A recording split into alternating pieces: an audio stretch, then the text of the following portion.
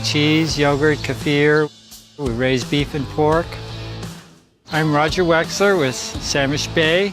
My wife Suzanne and I have been operating dairy here for 17 years. We're real excited putting solar on the building. We hope that the solar installation is going to produce most of our power, hopefully 60%. It's really going to help us with reducing our carbon footprint and hopefully save us some money in the long term.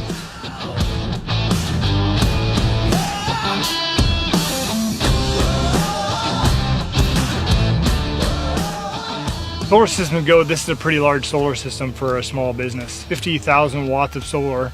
One roof is a standing seam roof, which is really kind of cool to work on because we can attach to the roof without making penetrations in the roof. The other roof that we're installing here is on a corrugated metal roof. That's a little bit more challenging than a standing seam roof, but fun nonetheless.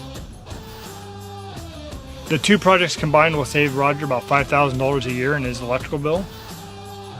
It's a great idea for businesses to adopt solar because they can pass the savings along to their customers, promoting their business and putting the money that they would have spent on their power bill back into their business to grow their business.